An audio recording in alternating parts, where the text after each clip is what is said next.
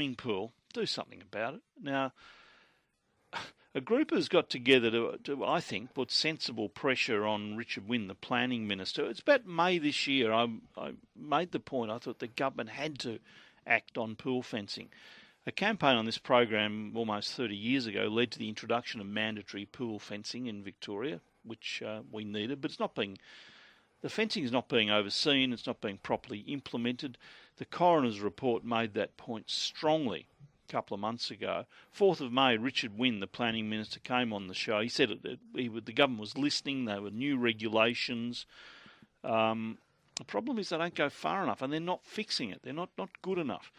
There has been a united push on this today. It's going in today by LIfeSaving Victoria, Swimming Pool and Spa Association, the Real Estate Institute, Kids Safe, Municipal Building Surveyors, the Royal Life-Saving Society, Landscaping Victoria, everybody involved in the area, just about.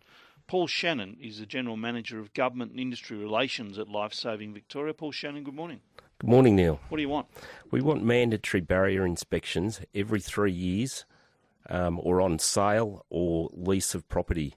What we know from the data is that the kids that are drowning in home pools it's a result of a breach in the barrier.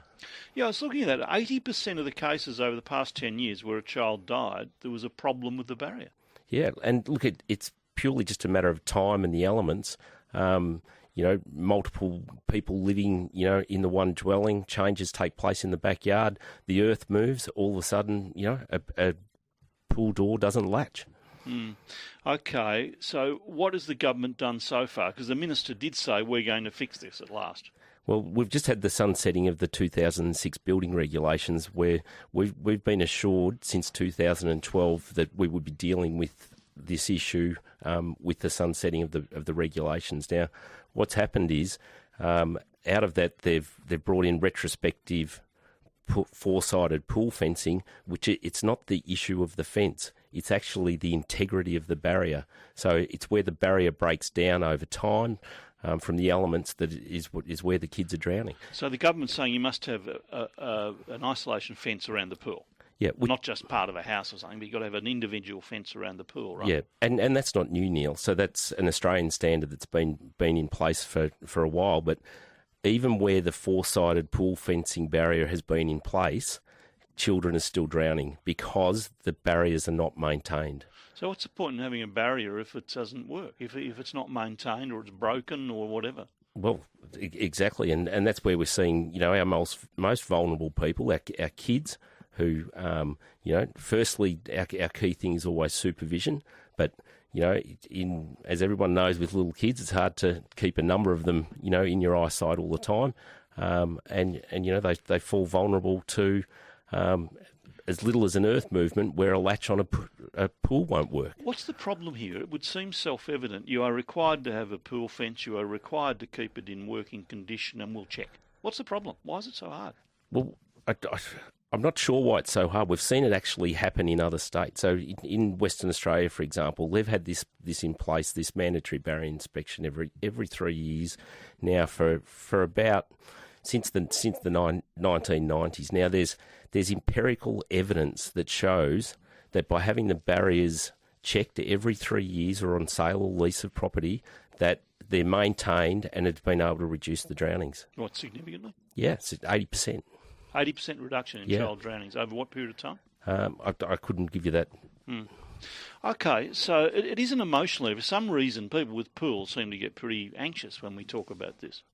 Yeah, I think probably the people getting anxious are those that actually are going to have to put their hands in their pocket, whether it be for an assessment or to change their actual pool barriers. But, we know from the coroner reports that have been handed down that it's not necessarily your kids, it's kids that have come in while you're on holidays or neighbours who've jumped the fence. And I think we've got a duty of care to these vulnerable kids in our areas, our suburbs. I couldn't agree more. So who carries the cost? If there is a pool inspection every 3 years, well, one, you need inspectors. Who are they? Are they council? Are they government? Who are the inspectors? Well, our proposal would be that there would be independent inspectors. They'd be regulated by the Victorian Building Authority. So it'd just be a subset of of a surveyor's course, which again, the course is already in place. It's already being run in New South Wales and Queensland, and of course in Western Australia. It's just a matter of implementing it. So you're a bit like a building inspector. I mean, you're paid by the householder but you're authorised and you're trusted, but you're paid by the householder to sign off on something. Yeah, absolutely. It's a subset of being a building inspector. At the moment, we don't have the number of building inspectors, in the community to be able to cover off on this. But certainly, again, if we follow the best practice models that have happened in other states, it'll all fall in place. Any idea what it would cost for an inspection? I'm not sure, but I'm sure that local government would be able to accurately put on a cost. Does it matter? To those sorts of things. I mean, if it's a couple $100 every 3 years, does it matter? Well, it costs a couple $100 to put chemicals in your pool every month over the summer. To replace wear and tear parts on your pool. And if you're doing the right thing and you're maintaining your barriers, it really is a cost every 3 years. So how would it work? Somebody comes in, I shouldn't say a bloke, somebody comes in and checks the pool after 3 years and finds problem. They then say this must be rectified within this period of time, which I assume is pretty quickly, because it's potentially dangerous. Yeah, absolutely. And then that, and they would be charged a fee for that. The inspector would have to come back and check the works afterwards. And again, all that would be being reported back to local government. And, fines issued if fines need to be issued. And if the pool needs to be drained because people aren't prepared to meet a safety standard, then so be it. So fines would be issued if you didn't comply within a period of time, and that'd be done by local government. Yeah. So what happens now if the local government, because at one stage they were putting up drones and all sorts of things to check if you had a pool in your backyard, and then they'd come and see if it was properly fenced. I don't know if that still happens. But you can be fined now for not having a fence, appropriate fence. Yeah. So we'd start with a mandatory logging of your pool with council. At the moment, we don't even know how many backyard or home swimming pools and spas there actually are. We've been able to do this for licensing our pets or our food supply places. So it really is a no-brainer just to use those same systems that are in place at local council to be able to register your home pool. Is there any estimate on how many pools there are? Somewhere between 150,000 and 200,000 is the estimate.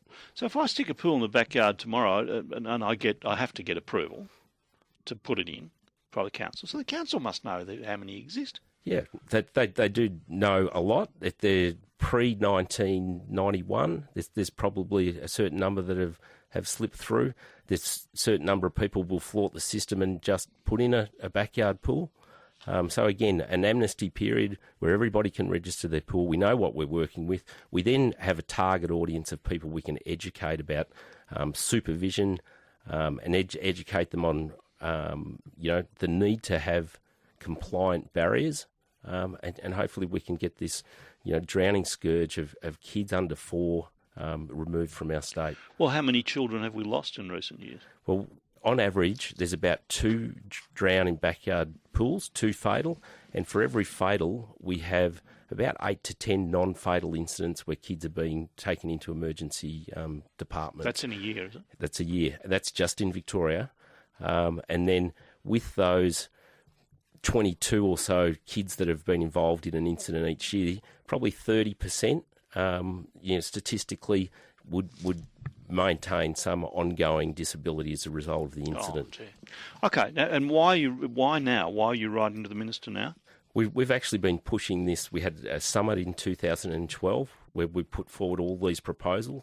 We've been led along a merry dance with the government, both the previous government and this government, that there would be action on it. We were advised that we would have to wait until the sunsetting of the 2006 building regulations. We have followed up annually since 2012, and then to have this substandard impact statement put out is gut-wrenching. Okay, so I'll get the Minister on, and my question to the Minister is, why not have mandatory inspections every 3 years? Absolutely.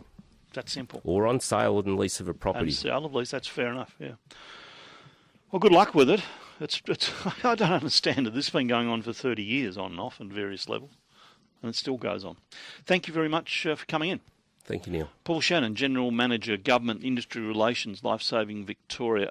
It's a no-brainer. I just do not get it. If you've got a pool, why not? 96 900 693 13.